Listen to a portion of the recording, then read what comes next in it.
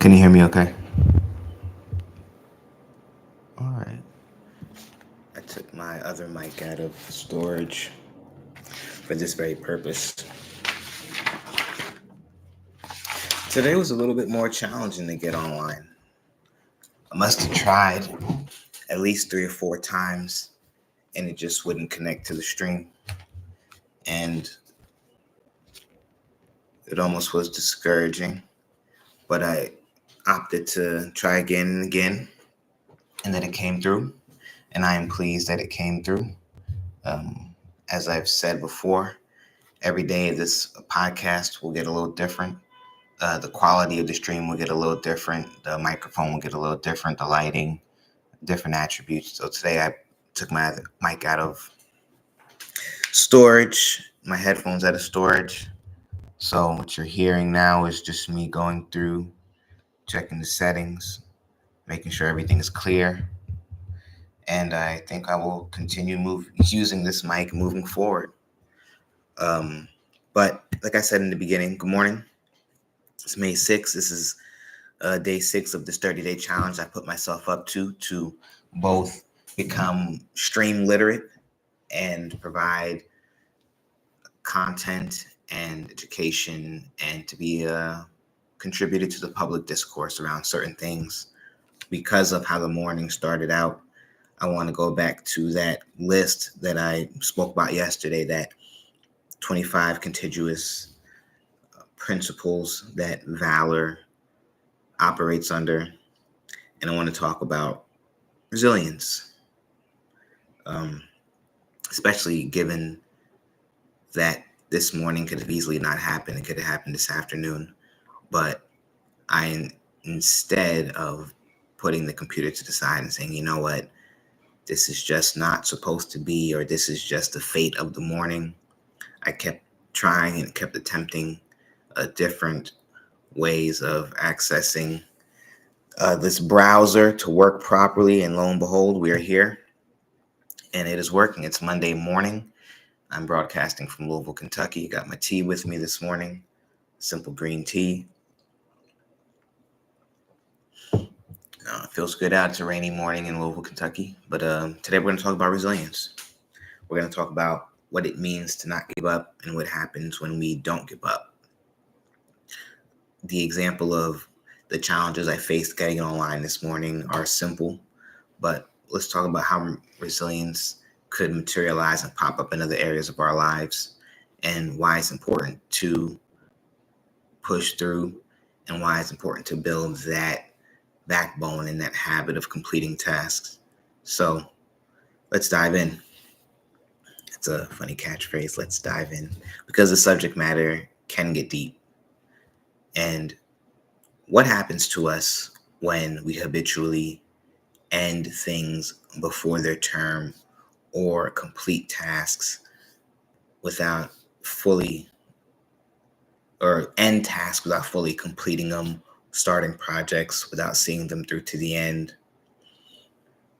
In a nutshell, we build up a muscle, but not the muscle that I think we want to strengthen. We build up a counter muscle, or a counter attack to ourselves, wherein we start a project, get this big kick of dopamine and satisfaction from maybe having told people that we were doing something exciting, or started out with the foundations or the framework, got a little bit of ways of the way, ran up against some challenges, and then we paused, put it on the shelf, or ended completely. What happens is we are strengthening this counter muscle, I'll call it, in our minds and in our spirits, where we're not fully developing being resilient. What ends up happening is we get so used to that kick of dopamine in the beginning, and then the fall off, and then we allow that fall off to be what ends experiences and opportunities for us, and we never get to the satisfaction of seeing something all the way through to the end. What we learn about ourselves in the process, one of our ability to solve complex problems in the process, to build relationships that are necessary to facilitate in the process. And I stress in the process because what we are attempting to do is not always find the destination, but what we are attempting to do is strengthen our capacity to be the type of person that the journey requires. And that is something that cannot hold enough weight or hold enough water in this argument, that we have to become the type of person who does X or who delivers on X. And that is what makes a significant difference in how we're able to complete tasks and what we think we're capable of. If you go through life at any scale, constantly ducking out before things are completed, you are telling your identity, I'm the type of person who can't complete tasks. You're telling your identity, I'm not the type of person who can see things through to the end. And the more that we do that, the more we believe our own lie. We believe that satisfactory is sufficient, where we really truly want to excel and be exemplary. We want to go from outstanding to another level, but we never allow ourselves to access outstanding because we get comfortable in the mediocre, or mediocrity takes its place and it overwhelms us. I don't know for every individual how one comes to build this counter muscle. It could start in childhood where they weren't required to complete tasks, or they didn't have responsibilities at home that required them displaying a product at the end. It could come from turning in half completed assignments in school, not playing competitive sports, throwing in the towel when we're losing in the game. It can be learned in different places. Heck, it can be learned from picking up a book and not reading the book all the way through to the end. I'm not here so much to talk about how we learn that behavior, but how we transform it and make it something that is not crippling to us, but that could be a crutch that we can lean on, and then it can become a muscle. It can become a superpower. When we look at the things that we value and we look at the things that we want to spend our time doing and participating in, this goes back to our previous conversations about asking better questions. Chances are, if you're asking the necessary questions before you begin a process, experience, a new challenge, a new relationship, then we can frame what it will take to sufficiently complete that task at a high level. So quitting doesn't become an option because we've already thought about the contingencies. We've already put a lot of thought and effort into building up the necessary resources. We know who we need to contact. We know what our gaps and deficiencies are that we need to reinforce. A lot of times we don't complete things because we get halfway into it and we realize, wow, I'm deficient in this area. I need assistance in this area. I need to humble myself and ask for support here. I need to seek a mentor here. So then we have more questions midway through that, had we taken the time to answer in the beginning, would not be there. And that's why I always stress that in order to stretch that muscle, we have to get into the habit of asking questions in the beginning, asking questions of ourselves and the experience prior to beginning. Because what this does is it allows us to know what we're coming up against and at least put things on paper or put things in play that when we have to pivot, we already know where we're pivoting to. If we are drowning, we know who's going to throw us the life preserver, or who's the lifeguard that's going to jump in and be our salvation in that moment. I know it seems simple on the surface, but I'll speak for myself. I'm someone who struggles with asking for help. So in the past, when I struggled with resolve or seeing things through to the end, it was often because I would hit a wall and realize that I would need to seek additional resources or seek additional assistance. And in those past times, I didn't want to give the impression that I was lacking or give the impression that I was missing a key component. So I wouldn't ask for help. I would just dive deeper into the work or dive deeper into the research or the rabbit hole of resources online and in these libraries. And what happens is I acquire more knowledge, but not always the necessary component that I'm missing.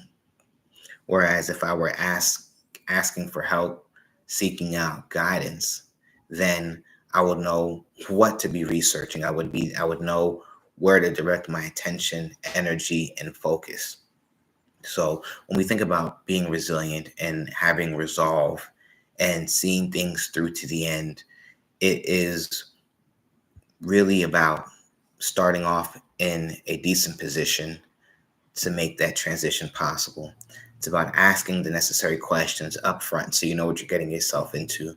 You know what you'll need to see yourself in that third quarter, in that fourth quarter. What things will be necessary for you to see this thing, this experience, this task through to the end. It is about being humble enough to ask for help, ask for assistance, ask for mentorship, ask for guidance. I'm saying these things out loud to you all because these are things that I constantly remind myself on a daily basis. Don't just get lodged in a corner because I don't want to look simple or ignorant about a particular subject. That is the time, the a moment, the experience where it is necessary to be like, hey, I have a question. I've been doing this research, I've hit a wall, or I've gone as far as I could possibly go on my own. I need further assistance. And different areas of your life or different subject matter subject matters or subject matter experts you'll come across may not be the one to answer that question for you, because it's also about relationship. Not everyone you go to will be able to translate something into a dialect or into language that you can fully grasp, or can present something to you in a way that you can implement it comfortably. So sometimes it requires asking more than one mentor. Sometimes the first person you meet is just to help you frame the question better for the next person. Or sometimes the second or third person you engage is just to open your eyes to what you've been missing in your understanding so the next person can answer the question more fully. And so as we are getting these questions asked and we're getting these questions answered, it is really to build the foundation, the structure, the scaffolding necessary so that when we are on the verge of quitting, we don't think that is an option. We've already had these contingencies planned, and that includes planning what rest looks like in any experience. You can't just work yourself to the bone and deplete your energy, your storehouses of energy. Your mitochondria can only tick on for so long before they need to be replenished, right? So you have to build in that time for rest, rejuvenation, so it's not an excuse for why you chose to quit, or it's not an excuse for why you chose to throw in the towel.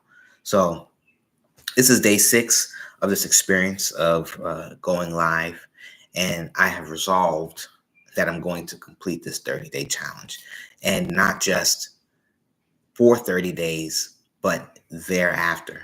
So I have my list. One of my list, you can't really see it right there. But on here is just what I'm going to be working through every day. It's these 35 contiguous principles, in addition to different methods that I've been learning about how to optimize this YouTube channel, this page, this engagement with the audience, and also things that I can do on my website, westtolbert.com, to also optimize the experience there. And so it's an iterative process. So as I'm seeking to build community, I'm also seeking feedback so that I can construct this in an authentic way, in a well scaffolded way, so that it can scale properly. And I have resolved to do that. And thinking through these things now is creating in me the confidence so that on day 28 or day 37, I'm not throwing in the towel, because I'm asking myself constantly different critical questions about what do I need to do to be consistent? What do I need to do to challenge my own assumptions? What do I need to do to build community, build an audience, reach new people and places? And therefore, we will go through this together. We will build community together and be in community together. I will work through this list because these principles are important to me. Thereafter, I will move into other areas that I am overjoyed about sharing with you. One of them being is my love for journalism and relationship building. I've mentioned knowledge acquisition many times. And what that looks like for me is bringing on interesting people, dynamic people to speak from their unique cultural competencies and from their unique business experiences and life experiences to talk about things such as music, fatherhood, religion, finance, trust, international business, and so on and so forth. I just am lucky to have built a network of very passionate people who operate within their different domains. And I hope to, bring some of their knowledge into this space and contribute to some reciprocity so we can all learn. So thank you for joining me on this day 6. Every day will be a little bit longer, a little bit more in depth. And as we scale together, we will build community together. So I look forward to day 7.